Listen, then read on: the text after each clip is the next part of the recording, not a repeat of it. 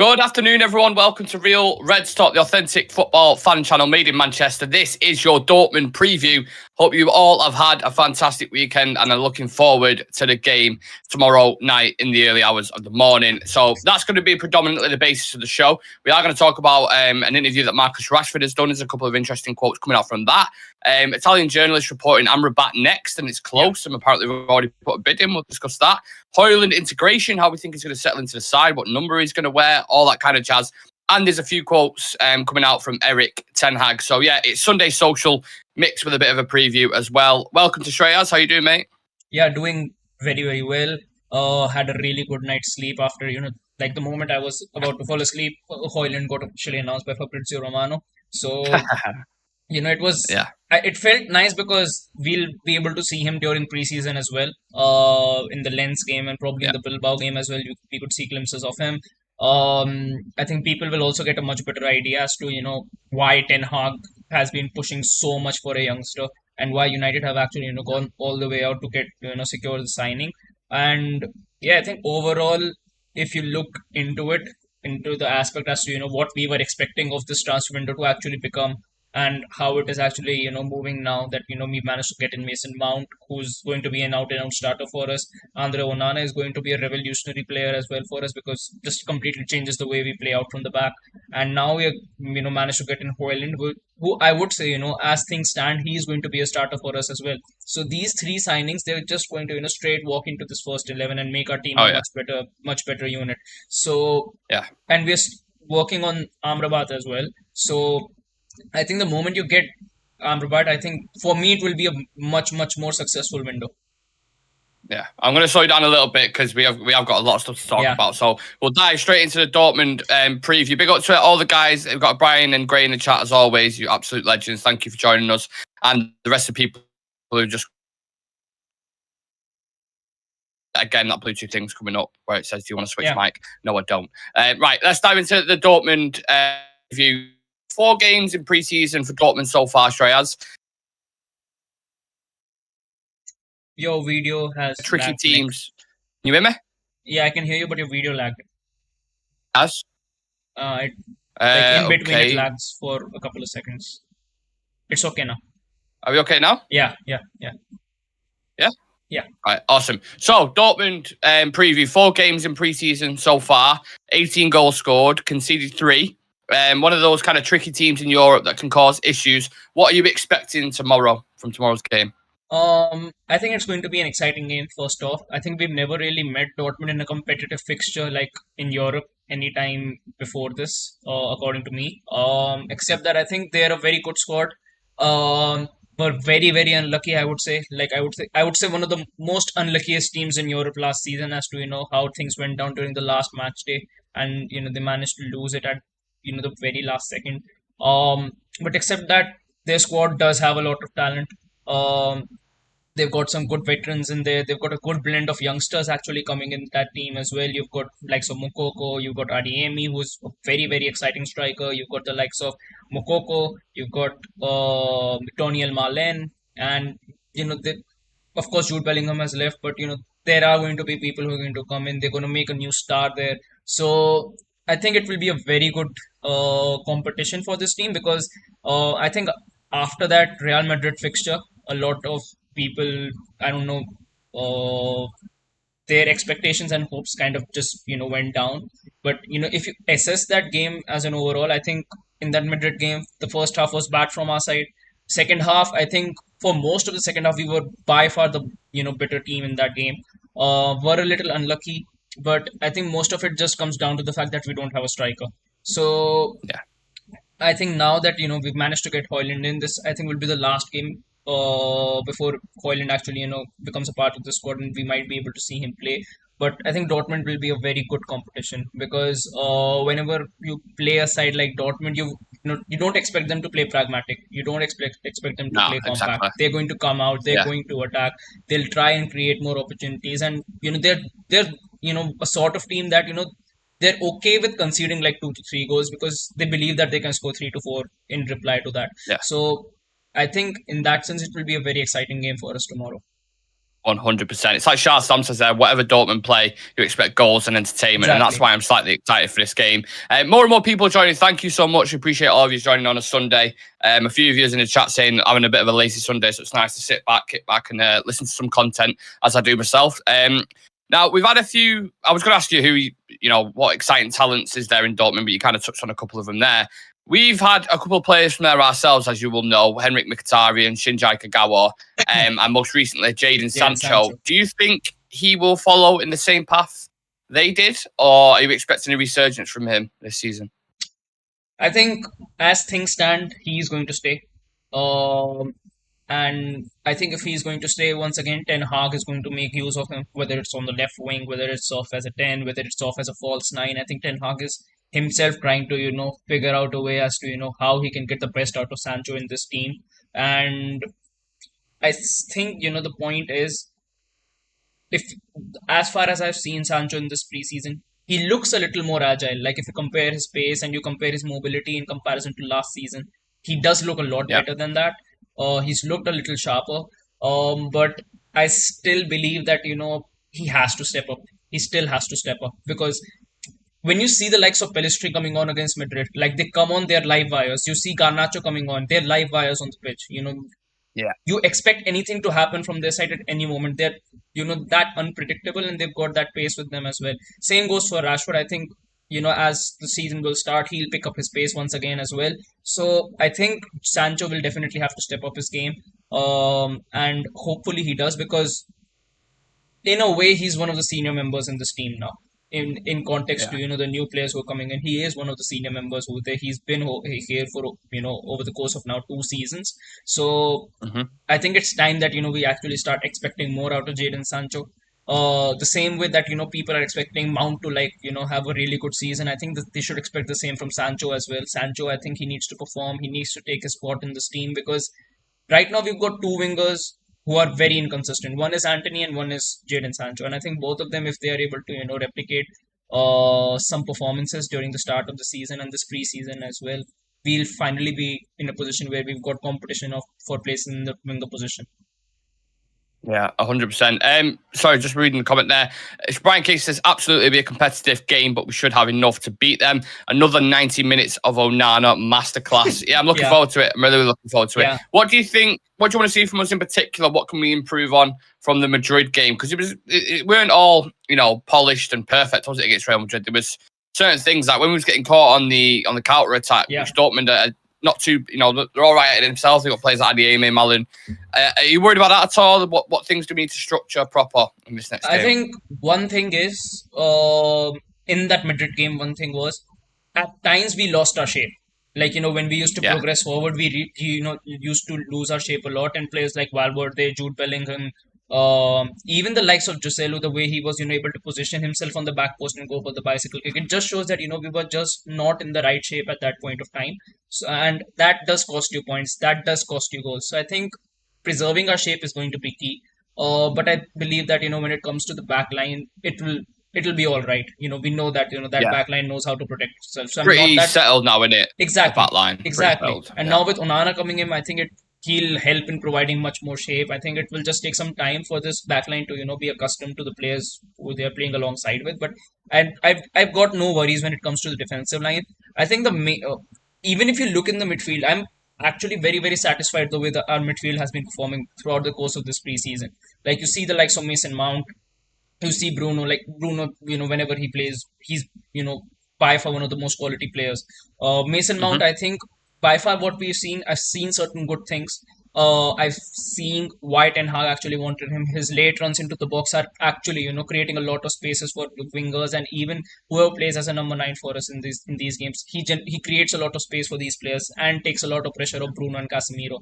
I think Casemiro as well, he's going to, he's a world-class player. He's going to be, hitting that level soon. And with Amrabat coming in, he gets a lot of steam taken off his shoulders.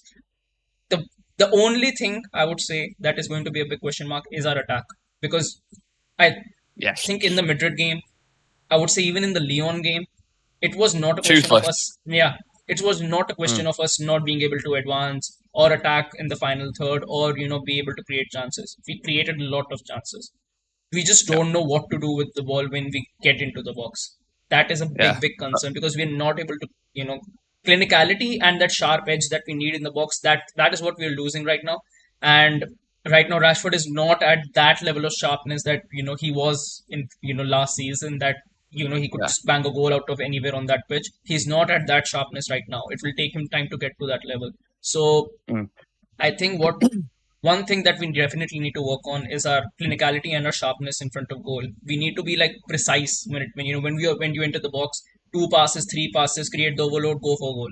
We are not able to do that, and there is a lot of hesitation, and there is a lot of confusion as well. Whenever whether it's Sancho, whether it's Rashford, whether it's Anthony, whoever comes into that box, they just don't know how to progress forward after taking the ball into the final third.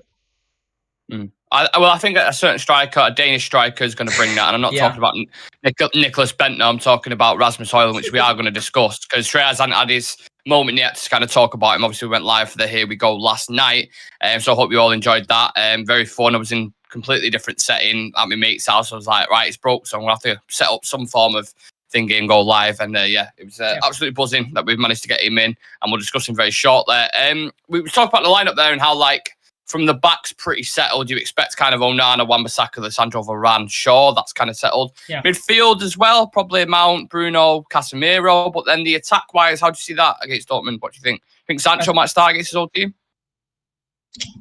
I think I don't think Sancho will start. I think he'll come on in the second half. I think our starting could be Garnacho, Rashford, and Anthony. Garnacho, Rashford, Anthony. Interesting. Yeah, because Anthony didn't start the last game against Madrid, did he? And obviously he is out and out, he is the go-to guy on the right-hand side. So, and I think from what I saw last game, Sancho wasn't that impressive. I think Rashford, because we don't have a number 9 right now, Rashford will be playing in that position once again. And when you look into that left wing position, then you've got the likes of, I don't think Sancho will start. He'll come on in the second half. So that leaves you with Garnacho and Pellistri. So I think Garnacho will be starting alongside Rashford. And I imagine you're probably right, to be honest. Garnacho looked good. It's weird with Garnacho because he does look like a really, really exciting prospect, and game time's only going to make him better. But when you bring that striker in, Rashford obviously gets put out to the left, and then Garnacho goes down in the pecking order. So you want to see them both on the pitch, but Rashford as a number 9 only works in certain games. I think that'll still work out because the way Ten Hag plays and the number of substitutions that he wants to do and the number of fresh legs he wants to bring onto the pitch. Like last season, Eriksen got a lot of minutes, Fred got a lot of minutes, Bruno got every single minute on the pitch. McTominay, when he was fit, he got minutes. Sabitzer, when he was fit, he got minutes. Weghorst, when he was not performing, even then he was able to get minutes. So you can see heavy rotations going on within a game. I think this season it is much better. Like imagine Rashford, he's knackered, he needs to rest. You bring on Garnacho in the 65th minute, and Garnacho can kill you, on tired legs. Like if you bring on Garnacho in the 65th minute, he can do a lot of damage. Yeah, absolutely. Before we do score predictions and that kind of stuff, I'm going to read out a couple of comments. Brian Case is in the chat saying, as excited as I am for the Dortmund game, the Lens game at Old Trafford and the Bilbao game in Dublin excite me more now because we get to see Højlund and how he fits in. Yeah, striker is, it's going to be so nice. I was saying it after the Madrid game, how at this point in the modern era, how have Manchester United and Real Madrid not got an out-and-out number 9? It's mental. Crazy. We've got Sean saying Sancho, Rashford, Anthony to start. In my opinion, Garnacho on the bench. We'll see a better Sancho once Højlund is bedded in too. I do agree with that because Jadon Sancho at Dortmund, he was much better when he had the wing backs overlapping. He had Haaland in the middle to link up with. So we know he's one of them guys. It just needs He needs someone to play off with. He cannot perform alone. He needs someone to play off with. Yeah, like exactly. If it's Luke Shaw progressing or it's going to be Højlund progressing.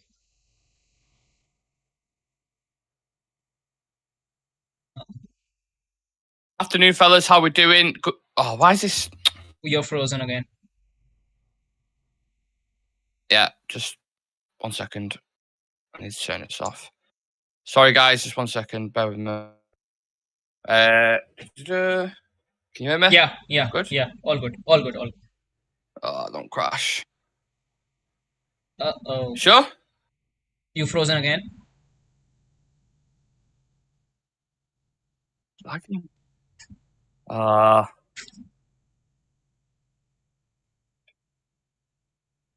Sorry, guys. 1 second. Can you hear me? Yeah, I can still hear you. Yeah, you're good. Yeah. Right, I'll just go. Sorry, but Aaron Gregory saying, "Afternoon, fellas. How are we doing?" Very well, very well. Thank you, Aaron, for tuning in as always. You legend. Sean saying 3-0 to Manchester United. Is going early with the score prediction. Yeah. Dam saying, "See, Brian, not always my fault with tech issues. It was a little bit of lag. It's hard to call it a tech issue, but and Brian saying, I'd take it all back, Sam.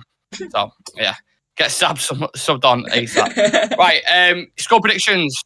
Shreyas, what do you think, mate, for tomorrow? 2-1 to United. Do you think it'd be a bit of a goal thriller? Do you think there'll be more? I think there's going to be more goals in it, mate. I don't know why. I don't see us scoring a lot. That is the only concern that I have. Up until now in this preseason, I've never really seen us scoring goals for fun, and we've been against worse sides, in comparison to Dortmund. Like we've been against the likes of Leeds, we've been up against the likes of Lyon, and we weren't really able to hurt them a lot when it came to scoring goals. We can hurt them when it comes to creating chances, but when it comes to scoring off those chances, that is somewhere we are lacking heavily at the moment. So I think it'll either be a 2-2 draw or it will be a 2-1 win to United. I don't see it being a clean sheet. Yeah, maybe. Yeah, you make a good point because we haven't been scoring a lot. I think there's going to be definitely 2 goals. It'll be 2-1 either way. I think that's the way I see it going. I hope it's an exciting game though, because the first couple of pre-season, which you kind of expect, were absolutely dog shit, weren't they? But then, like the Madrid one was pretty entertaining. Yeah. It's quite really fast-paced, wasn't it? Like back and forth. At times, and you had level. to take a moment to just catch the pace of that game. It was really flowing really fast. Yeah. You can imagine the players after that would have been breathing like out their arse in the dressing room. A couple more score predictions there. Shrindy's saying it'll be a 2-2 draw. Brian Casey saying think there'll be more goals. 3-3 or we sneak it 4-3. Shah Sam saying Sundays and technical issues have a thing going on. I know. It's so annoying. Aaron saying 4-2 to United. What time is kickoff, by the way? Early hours. Yeah, 1 in the morning. I think the Dortmund game is. Or it's early hours in the morning. I know that for sure. 2 in the morning. Yeah. Shah Sam saying 4-1. Sean saying okay 3-1. And Brian saying it's in Vegas, so I'm guessing 4 a.m. It is a late one. I'll be up for it. I might even do a watch along for it, to be honest, because the past couple of ones I haven't been on, so I'll check the time on it. If it's not like 4 in the morning, I'll probably do a watch along for it. But let us know if you would watch that. If you're staying up to watch it, if you join us on it, and I'll go live for it. Sticking with the topic of not scoring enough goals and having that striker come in, we're not going to discuss Rasmus just yet. I want to touch on a couple of quotes from an interview that Marcus Rashford has done, and he's been speaking about this season upcoming, how he's feeling under the new manager, previous history, all that kind of stuff. So I'll read out a couple of quotes, Shreyas, and then I'll get your thoughts on it. So on Erik ten Hag, he said he always wants you to improve, whether it's physically or mentally. For us as players, it's important. He works on both sides with us, and if he sees an obvious place to make an improvement, then he doesn't shy away from telling you, which is obviously what you need. He said he'd give us freedom. We were a little bit rigid in the past. Sometimes you're not enjoying your football, and that was the case with me. I wasn't enjoying my football as much as I should be. Hopefully I can get more goals and do more, but I'll equally be happy if we spread the goals out more and everyone gets 5 or 6 more goals, and that means we're doing better than last season. It's concentration. Sometimes you might not have a chance all game. You get one and you have to take it. If I can stay focused on that, I think I can score more goals. What are you expecting? It's again a question to the chat. You guys who are watching, and to Shreyas as well. What are you expecting from Marcus Rashford this season? To repeat what he's done? Do you think it's possible? I think to repeat what he's done, yeah. But if I'm going to be honest, I expect him to go even more than what he did last season. Oh wow! Yeah. You think he'll do better? Yeah, I think just one season under Erik ten Hag. And even in that one season, it was after the World Cup that Marcus Rashford just went on a rocket and was scoring goals left, right, and center. So imagine that that sort of form was divided throughout the course of the season, and most of his goals that he scored was after the World Cup and before the 34th or 33rd match day. That's when most of Marcus Rashford's goal actually came in. He was able to score 30 goals and I think 11 assists. It was like 41 goal contributions in total throughout all competitions. So, that is exceptional for a winger, I would say. Very, very great stats. If he's able to replicate it, once again, you could be seeing him among the ranks of, those best wingers in the league next season as well. But I expect him to actually, score more. Considering now that we've got a, stable striker who can stay fit and can, play for us, week in and week out. I expect Rashford's numbers to actually escalate a lot more. I think it comes down to the fact as well that, a lot of pressure actually comes down from his shoulders, and he can play in left wing more rather than playing right wing, rather than playing in striker. He can play Well, he did it all. say that was Yeah, his favourite when he did the interview with Gary Neville. He did say that was his favourite position. So he likes yeah, playing 9, but he's a lot more involved in the game when he is on that left hand side, exactly. which is it We've is seen that obvious as to be well. fair, isn't it? We've seen that as well, that he's most Yeah, destructive when he's cutting in on the left hand side, and absolutely. I think it will benefit him a lot more if he can play in that position more rather than circulating throughout that front Yeah. line. And you know I think he has it in his locker. I think he has it in, he has the capacity of actually scoring. If he can score 30 in that United side with Weghorst, imagine what he can do with a striker like Hoyland. Well, to play devil's advocate, and again, I'm not being negative here. This is my full opinion. He has been described as a purple patch player, like Son He Heung-min. has, Like yeah. he can have periods in the season where he just absolutely murders it, and then even towards the end of last season, he was a little bit quiet. He dampened off a little bit. Maybe that was a workload. I'm not entirely sure, but he did go quiet in certain games and ghost a little bit. What would you say to that kind of criticism? Because I do have that worry slightly. I personally don't think he's going to put in the same numbers as last season. I think he'll do well, but I don't know. I'm yet to see it yet, because he had that season, didn't he, in 2019 to 20, when him, Mason and Marshall killed it, absolutely killed it.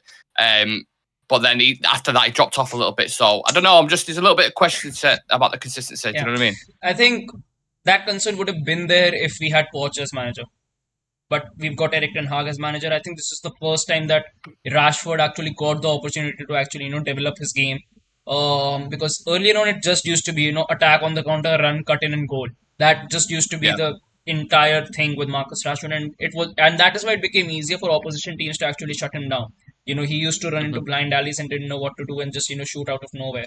So Oh, last season we I hate saw a different version of him. We could see that he's worked on his game a lot. Ten Hag has closely worked on his game a lot as well, and the way he's setting this team up now, he's setting this team alongside Marcus Rashford. That he's bringing in players that can actually get the best out of him as well. yeah. He's a focal point in his team. There is no doubt about it. And I think for him to be called, I think it is still early to actually call him a purple patch player or a world class player, because this last season was the first time he was actually able to come out of his comfort zone as well and perform across various positions, score goals, or become a leader in that attack. I think this season is a defining season for him as to whether he is a player who can just go in a rich vein of form, or whether he's a player who's in that conversation with players like Salah, players like Kylian Mbappe, Haaland, or Benzema's, every single player in that category. Yeah. I'm going to read out a couple of comments. Let's have a look. Shrinde is saying Shreyas for us, is it 6 a.m. or 7 a.m.? I think it's 6:30 for us. I think it's 6:30 in the morning. Okay. Yeah. Okay. Sean saying I'm from Manchester but living in Bangkok at the moment. It's 8 a.m. kickoff. Nice change for 3 a.m. since I've been here. Well, happy for you. Yeah. I have one thing I did the watch along on Paddock for the Wrexham game at 3 in the morning, I think it was.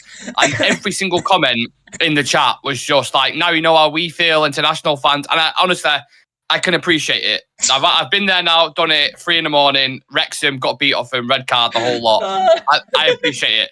I'm with you, international fans. I'm absolutely to be fair, Nick has also been awake certain nights. Like our first ever stream, we had to stay up late. I was up till 3 a.m. or something, and Nick was up late as well because we ended up losing 5-0 to Liverpool. Oh, yeah. Exactly. So I can appreciate. I've always appreciated it anyway. You guys, you know that anyway. So yeah. Brian saying not surprised to hear that he's considered leaving last summer after the needless criticism he received. Delighted he gave Ten Hag a chance as he's getting the best out of the team. And then George saying only just seeing you alive. No problem, brother. Big up to George in the chat. I wanted to ask favourite Rashford goal from last season. Favourite one, personally, just because he scored against Liverpool, it has to be the Liverpool goal. But you love that one. Oh yeah, the way he celebrated after that goal as well, the flag post as well. Yeah. Yeah. I think did you see the edit I did with yeah. Roman Reigns? Yeah, thing? the tribal chief. Yeah. Oh, love it. That's one of my favorite ones. I just love that moment. Like I've been the release. There's two moments of last season I keep on rewinding on a lot of occasions. One is that Rashford goal, and one is Lisandro's celebration after we won that game when he's beating the ground. Just set the tone for us last season. But on the basis of quality of goals scored, the one against Arsenal. Oh, that's my favourite. I was just about to say, Sean's just put it in the chat as well against Arsenal when he sent Partey for a 2-piece and fries. Yeah, that just, it was like, you know, Mbappe, when he has them moments where he just electric and switches on and kills the game off straight away. That is literally what Marcus There are Rashford so did. many good Rashford goals last season. World class. Barcelona that one, though, the one he scored behind it. The one he scored in Camp Nou from that right hand side. Oh yeah, the angle. Yeah, very, very tight angle. Like them little moments, you look at it and you think, "Oh, that is Betis." Like Even against Betis, he level. scored from out. I think 30 yards out. Yeah. If we start seeing more than that from him, I'll be like, yeah, fuck me, sign him to a 10-year deal. Like, I know he's just signed a new one. Do you think he could be a future captain, Marcus Rashford? I think future captain, for me personally, Lissandro. I think he fits in better in that captaincy position. Like if I see, as leaders on the pitch, people who can just, integrate that team and just, practically, lead them to war. That is the kind of personality Lisandro Martinez is. Like he's like a perfect captain. Yeah, I get that. Marcus is a leader in other ways, and he's seen things like he's doing off the pitch. I'm sure he's a leader and he's vocal on it. And just like you think he's from Manchester or he's from the area, like people understand. Like that's why I was pushing that kind of narrative. But yeah, I think Lisandro Martinez for me. I've always called him the captain without the armband, Lisandro. So yeah, potentially because I think he's only 25 years old, isn't he, Lisandro? Yeah, how mad is that? Young. Only 25, like younger than me. Crazy. Sam saying the Wolves one when he showed shoved the defender out of the way. I looked because that was a dead tight game that as well. Yeah. And he had all the issues, didn't he, with like being late for a meeting. And Ten was like, "Mate, you dropped." And everyone was like, "You can't drop Rashford. We're not scoring goals. What's going on?" He's like, "Don't worry about it. Don't worry about it." Brings him on, bang, straight in the bottom corner. So absolutely love that. The goal against Man City, yeah, I don't think in terms of quality, the goal itself was amazing, but in terms of like what we achieved, because obviously the first game against City, 6-3, you're like, fucking hell. They score first, Grealish gets ahead, and you're like, oh no, like it's going to happen again. And then Garnacho to set Rashford up. Loved that. Absolutely loved it. I'm just imagining, if our wingers, apart from Rashford, can, even pull like half of those numbers of what Rashford is pulling right now. Like this team can actually go some very dangerous spots.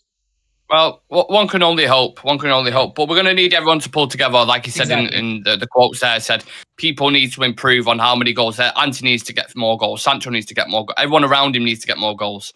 And then the pressure won't be on him as much because he was clutch last season. Absolute clutch in some of the biggest games. So if he can continue that and then everyone else elevates around him, we won't have a goal difference of 10 or whatever the fuck it was. So, yeah, big up to Marcus Rashford. I want to touch on Amrabat, Shreyas. Now, we dropped a members video yesterday, was it? I think, for Amrabat in the morning. So I hope you all enjoyed that one. Let me know if you did, if there's any members in the chat. And if you want to become a member, click the link in the bio or the join button next to the notification bell. Just to help support. It's about £3-4 a month. You get a video every single week, a chance to feature on the show, and a badge next to your name and little cool emojis that you can use as well. So please do consider that. It's a growing community. And thank you to the ones who are already members. But yeah, we did a video on Amrabat. And then kind of Alfredo Padula, who's a journalist in Italy, he's been... It's weird. He's been all right on some stuff, but then some stuff he jumped the gun a little bit, and people are kind of waiting for Romano. And he mentioned last night that Fiorentina received a bid for Amrabat for Manchester United. He said the bid has gone in, but I haven't seen anything from Romano or Ornstein. Do you think they're jumping on this a little bit too early? Do you think? And what are your thoughts on Amrabat in general? And again, that's to the chat, so get your opinions in. I think it could genuinely just be speculation, but the thing that I remember was that it was being actually floated around a lot that, the moment we actually sign in Højlund, we'll immediately be, putting a bid in for Amrabat. Like Amrabat is just a formality. He's a great personal terms and everything. We just need to put a bid in, and that bid is just going to be around that 20 million or 25 million mark. And just Højlund needed to be brought into the door, and we just shift our attention there. So maybe it is true. I do see him becoming a member of our unit very, very soon. But as to how quick it happens, I think he could be brought in before that Lens game. I think that Amrabat could be brought in by then. It is certain that he won't be playing for Fiorentina next season. I think he hasn't even gone with the team. Yeah, he's not going to play season. Yeah, so it is certain that he's going to be playing for a different team. I think everything has been done between the player and the club, so it is just a matter of just putting the bid in, getting it approved, and Amrabat will be brought in. Um, as a player, I think he is someone that we needed. Like we genuinely needed a player like Amrabat in, Yes. because you cannot just rely on Casemiro. He's just one player. Even a world class player, he needs breaks. Yeah, the You know, drop off is too much when he's exactly, out of the team. Drop exactly. off's too much. And if I'm being honest, in certain games, like imagine you're going up against the likes of Manchester City away. I would rather like a midfield of Casemiro, Amrabat, and Bruno. Like this midfield, it can annoy a lot of teams. And I think Yeah. Amrabat, when he comes in, I'm excited to see how he functions alongside a Casemiro. He can actually learn a lot from Casemiro as well. He's got some great abilities. I saw certain videos and clips of people saying that, certain stats of him aren't really that great. Like, United might not be getting the player that they're actually wanting, but Fiorentina is not a type of team that plays on the counter attack. They're a sort of Mhm. team that likes to float around with possession a lot. So if you bring that sort of a personality in, once again a personality who's going to be probably be starting for us in a lot of games as well. And except that he's going to be working towards a team that Ten Hag wants to build as well. Ten Hag wants a team that maintains 60 to 65% possession in games. So Yeah. I think you bring in Amrabat, he's going to be a key figure. Can help Casemiro, can actually, in certain games, lock down the defense as well if you're going away to teams like City or Liverpool. And overall, for 25 million, I think he's a very, very good signing. Still relatively young, not, nearing the end of his career, and can bring some really good and essential qualities into this team. Well, it feels like he's kind of on standby at the moment whilst we sort the deals out with Donny Yeah, and Fred. So it feels like a deal that's ready to happen. It's just when we eventually sell them, and you know what United are like at the exactly. moment we're selling Yeah. players. So yeah, I'm not holding my breath, but it seems like it's close. And I hadn't watched much of him. I had to be honest, I hadn't watched much of him myself. Seen little bits of him Fiorentina, but then when I did that video for him, obviously I had to do proper analysis and Yeah. see what he was good at. And I like him. Seems like very Yeah, combative. yeah. He's actually really good on the ball. Like his long range passing, short range passing. He marks players really, really well. He uses his body well, like how you see with Kobe Mainu slightly. I'm not comparing them as players, but just mean they have similar things where like they can evade pressure really well and they can use the body really well. And I think for them kind of Champions League games away or them tough ones against the bottom of the table, when we was bringing in like a Sabitzer or a Fred in that sixth role, they just can't do it. They can't do it. They have certain qualities that they were good at, but Amrabat can just come in. The level won't drop off too much. You'll still have that stability, that core stability in your team. And he's great at passing. So, all you have to do essentially is keep them pivots in the midfield, keep them triangles going with your Mounts or with your Brunos and hold it down there, be that anchor. And I think he's more than capable of doing that. And for 25, 30 million euros, Yeah, it's happy a days. very good deal, like genuinely a very good deal. And I'm not actually used to seeing United go for these sort of transfers. Like I've never seen them go for That's these what I sort of mean. transfers. Astute ones. There's a change. Definitely, there's a change. Yeah. Shrinder is, sorry, I'll read. Dan Football Frenzy says, see if Sancho performs well or not. If not, then leave him there and snatch 50 from Dortmund. Yeah, I love it. Shrinder saying, I don't see Rashford as a captain. I'd prefer Kobe Mainu because see him lead. Well, steady on with Kobe, yeah. Steady on. Like, he's a good player, but I won't be discussing captain just yet. Sean saying, not sold on Amrabat, but admittedly not seen much of him, probably because I wanted Frankie de Jong or Casado badly, and not sold on Mount either. Yeah, when you're comparing him to them kind of players, if you ask me, do I want de Jong or Amrabat, I obviously want Amrabat. But we're talking about squad depth here, and that's almost as important for a campaign that we have. We played the most games, I think, last season. So squad depth is vitally important, especially when you see cities. Like, it's a must.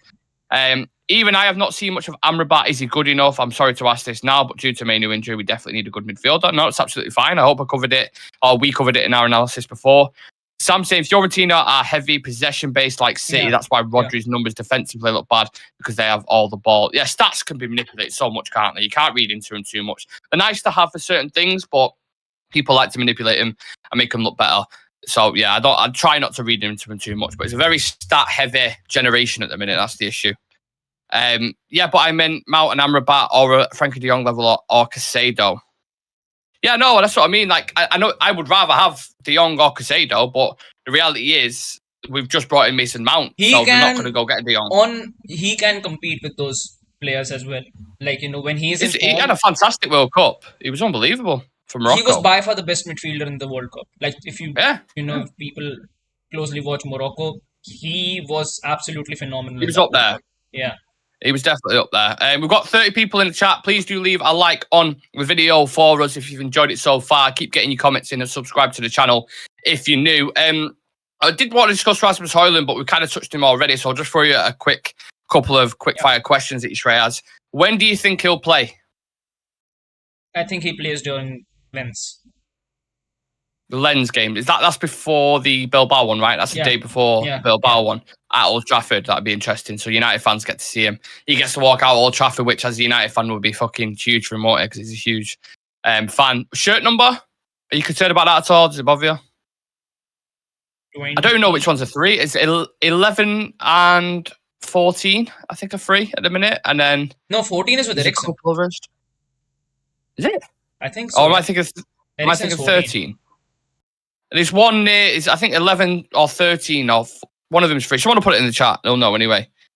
I think 21 is free as well right now. Okay, interesting. Yeah, does the number bother you at all? Or you just thought, I'm not asked as long as he scores goals, he can have the number 99. I think he goes with 21. Just a feeling. Okay. I don't know what shirt number is at Atlanta. I should have looked that up, to be honest. But I can check once. Have a look for us and I'll read out a few things.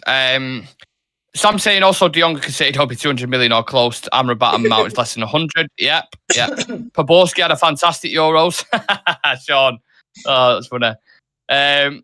Chivy's saying Padula has been spot on this window, not on the same level as Romano but Ornstein. He can afford to be riskier in his reporting. Yeah, that's what I mean. Like, he's been a bit hit and miss. He's been decent on some things, but then he's jumped the gun on a couple of things as well. He wears the number 17. Number 17 for 17. Atlanta. Fred is 17, I think, for us. Yeah, but maybe Fred goes. Yeah, then 17 it is. There we go. Yeah. Figured it out. Detective Shreyas and Nick on the case. Shrindy's saying pay too much money for Højlund. Not sure what is accurate money paid, but still 75 million straight up. Yeah, it's too much. I think. Do you think that as well? That we said last night, like heavy price tag that in it for a youngster.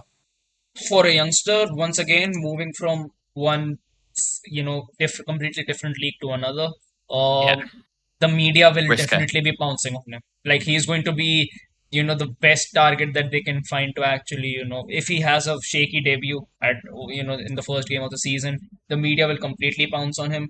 I think people, once again, they need to be really patient with this guy. I think he can be a very, very good striker for Manchester United for the future, but they need to be patient with him. Like, I think in a way, as to, how Liverpool fans have been very, very, patient with Darwin Núñez. I think it is in a similar way. We really need to be patient with Rasmus Højlund because he can be a very good player for us.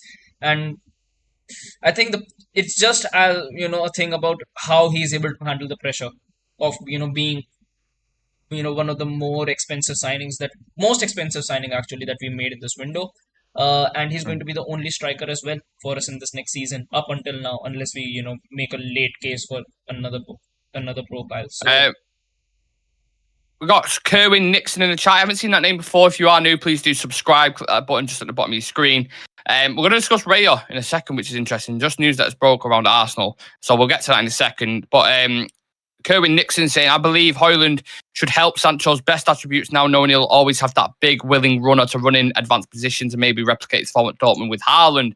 Yeah, I was discussing that before. He had a lot of pieces of the puzzle, and he had the wing-backs bombing on. You had Guerrero and Hakimi, I think, at one point, and Haaland in the middle. So he had a lot of things to utilise at his disposal, whereas United, it's been a little bit chop and change quite a lot. So I absolutely agree with that. Yeah, so JG Comps 14 said, thoughts on Raya to Arsenal? There's been news come out that Arsenal are... Yeah. Why did David Ornstein just reported that they're exploring a deal for David Raya. So, I know this is a United show, but it's still interesting, isn't it? Like, does that mean Ramsdale? Like, I think it does mean that Ramsdale isn't the guy for them. I mean, if they are actually exploring Raya, because I don't think that Raya is going to be. If he's coming in, I don't think he'll be coming in as a second choice. I really don't believe. I think if he comes in, you're not going to sign. Yeah. No, there's no way that he comes in as a second keeper. So if he comes in, it just means that Ramsdale isn't the guy for them. And I'm surprised that they're actually going for Raya. And one thing we've always discussed on it, especially as United fans, when we had Henderson De Gea going at it, we was like, you need stability in the goalkeeper position. Like if I'm Ramsdale and I see David Raya coming in, I'm like, my confidence gets shot straight away then, because like, why are you bringing in a keeper of this quality? He ain't going to be second fiddle. So is it either something I've done, or do you know what I mean? It'd get you questioning things, wouldn't it, if you saw someone I coming think through the door like that? I thought that they were going to progress with Ramsdale, but if they're going for Rhea, probably they're going in a different direction. Probably they want to bring Interesting. someone in who can compete with Allison Edison and Nonana. Maybe it is that, but I still think that going for Rhea can be a big gamble for them. Like genuinely a big gamble Yeah. for them.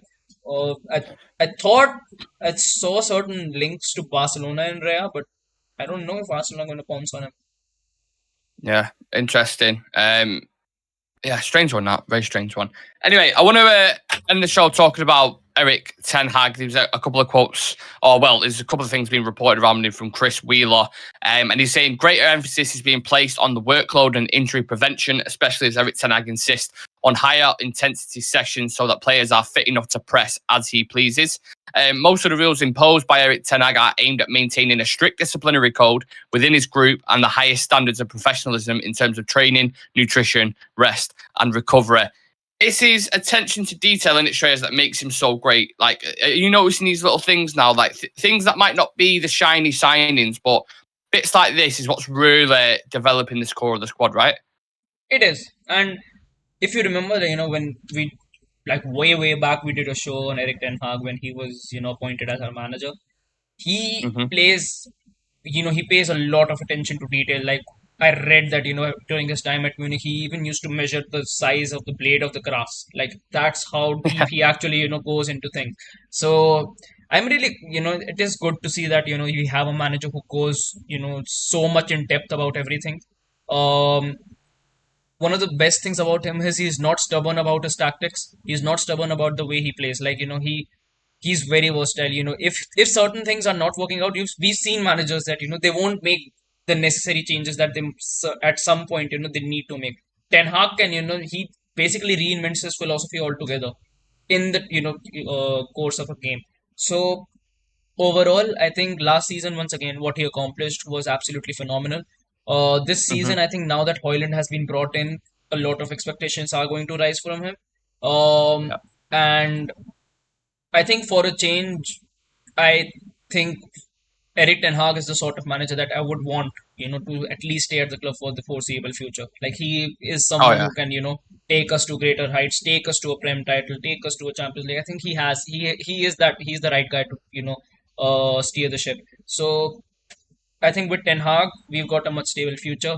For once, we are actually, surprised by the kind of signings we are making, and I think definitely Ten Hag has to play a role, a big role in that as well. So Yeah. I think it's good that for the first time we've got a manager who plays progressive football, who plays attacking football, uh, And he's gets strict and disciplined yeah, and gets United. That's the and he main doesn't thing. compromise on his players. Like No, if the board says that not our favourite. exactly. He doesn't go for the obvious Mm-hmm. signings either. Like, he knew No. Frenkie de Jong, he's not a possible case. He went in for someone who I think no Manchester United fan before this transfer window expected Mason Mount to be wearing our colours. Like, no one expected that to No. happen, and it happened. So, Yeah.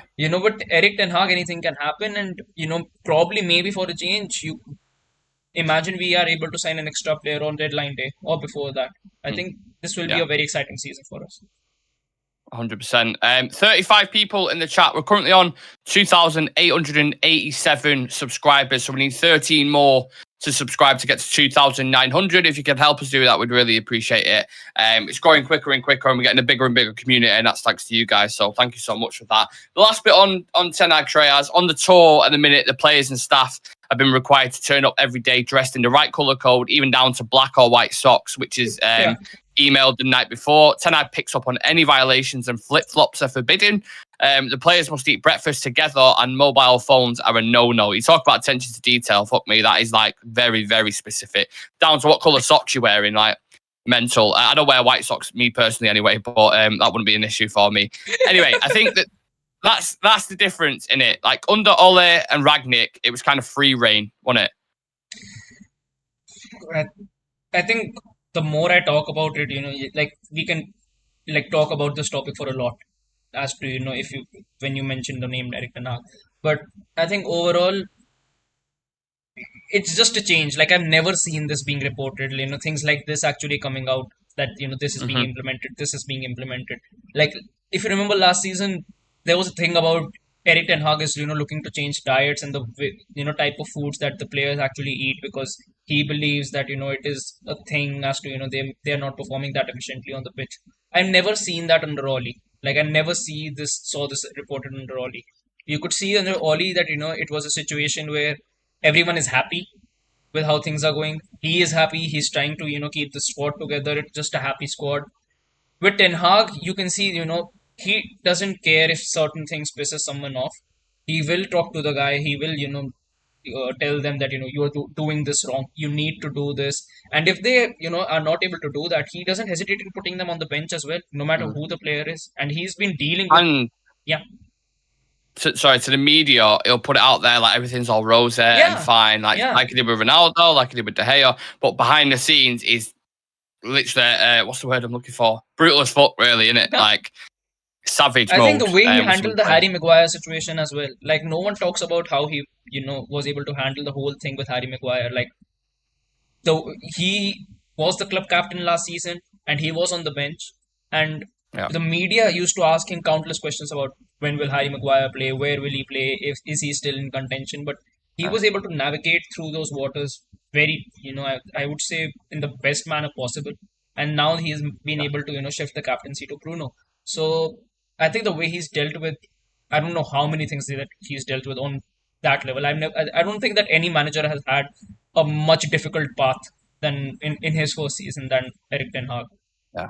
And dealt with it seamlessly as well. Yeah. Like every issue he had to face. Like, I mean, we always joked about it at the start. Like, if you would have told him what he would have had to dealt with that season, would he have still taken it? I mean, knowing Eric Ten Hag, he still would because he's a very determined character. But he would have been like, that's a tough job. That like getting rid of Ronaldo, having an interview with Piers Morgan, the De Gea situation, Harry Maguire, all the stuff going on with Mason Greenwood, like the Glazers selling the club. He's just like, this man's working miracles, mate. But honestly, he is Jesus. Yeah. I'm going to read out a few more comments. If you have a little Q&A, if you want to throw any questions about United football in general, whatever it is, drop them in the chat and we'll me and Shreyas will answer them.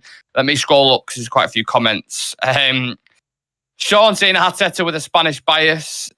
Charlie Malmin says Hazard to United for free. No, don't want Hazard anywhere. No. And the winger position saturated anyway. So yeah, Hazard's done. I mean, in his prime, he was one of the best 7 players years in the ago, Premier League. yes. On a free, yes. 7 years ago, 110%, yes.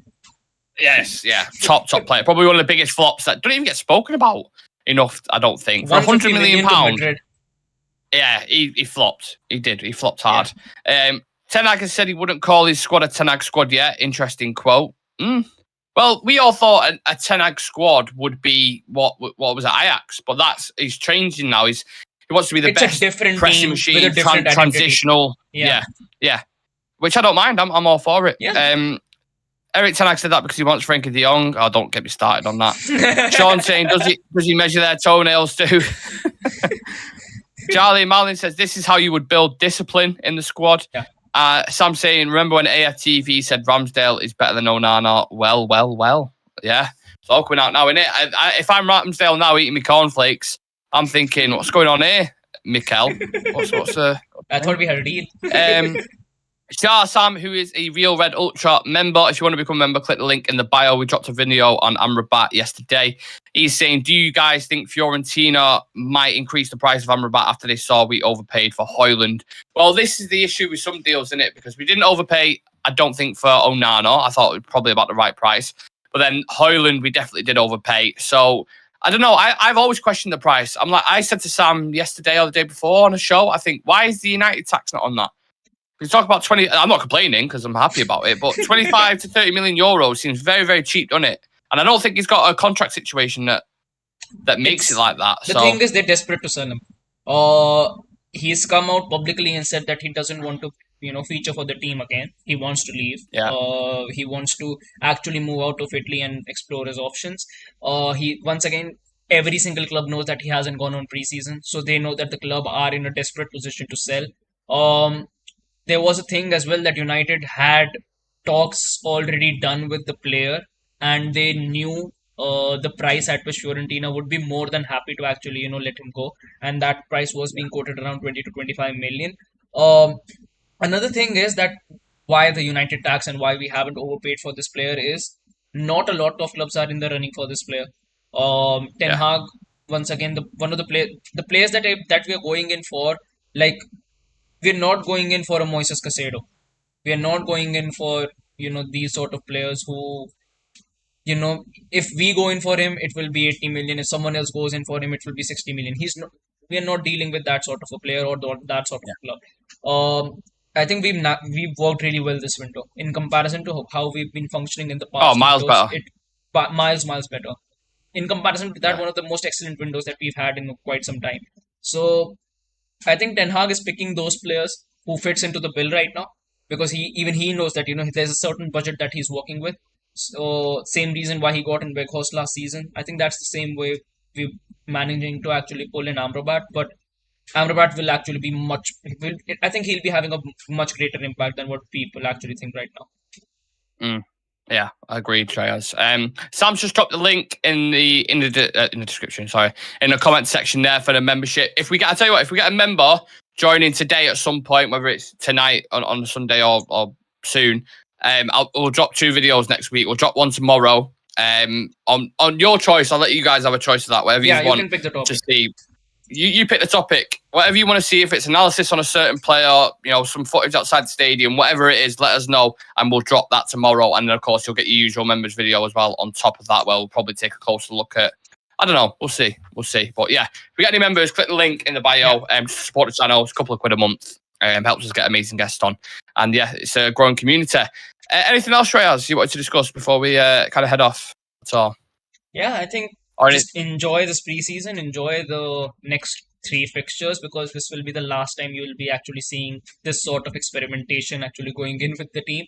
Because the moment I thought you was going to say this is the last time you'll see me. Then I was like, is it? So that's the first I've heard. No, I'm going to be here for quite some time. But yes. Yeah, sign a contract. Yeah, a shirt. Yeah, and I think for me it will be exciting too, because this is the first time I'm actually being able to see Pellistri play live when I'm not, asleep. So next 3 fixtures will be big for me as well. And yeah, hopefully he's going out on loan. Hopefully. Yeah, he's cooking, Pellistri. I like it. I like the look of him. We've got a lot of young talent at the minute. Amad's back in there. Kobe Mainu as well. Very, very exciting. Is he fit enough to play tomorrow? Or? Amad is available to play. Yeah. Pellistri will be available. I'm sure. Like you just said. Mainu is going to miss the first part of the season, so I'm not sure. I don't know what anyone's kind of took from that. The first part of the season. Does that mean like the first couple of games, or does that mean like the first quarter? I think it means the first month, the international break. First month or couple of months. I think. Yeah, that's what it means. That's how I read it. Yeah, like John Malman says there, Mainu will be out for 2 months. Yeah, I think so. Yeah. Which is disappointing, because when he started in that Madrid game, I was so excited for him. I was like, yes, I can't wait to see what he does. Because you're playing against like one of the best midfields there, you know what I mean? You're against big talents in Bellingham, Modric, these kind of guys. So it would have been a huge education for him. And to see him go down in the first couple of minutes, it's like, such a shame. Such a shame. But he'll come back. He'll bounce back, I'm sure of it. And and I think he'll a player, he, as a youngster, like Garnacho last season, I think he'll be the guy this season. Yeah, and like you said there, Jerry says he's also got injured by a free. Yeah, he fell on him, didn't he? Which was like really awkward. It weren't like a bad tackle or anything like that. So I'm gutted for him, but yeah, he'll be back. He'll be back soon. Just before we go, we put a poll up at the start of the show saying, will Dortmund be a tough game tomorrow night?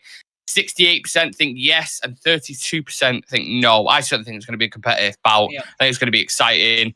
I think it's going to be quick transitions either side. There's a couple of exciting youngsters at Dortmund and a couple of exciting youngsters, attacking youngsters at United. It's a shame we can't just drag Højlund in just so we can watch him. I mean, I don't even think we've not even signed or done his medical yet, but it would have been nice to see him. But I suppose we'll have to wait on that one.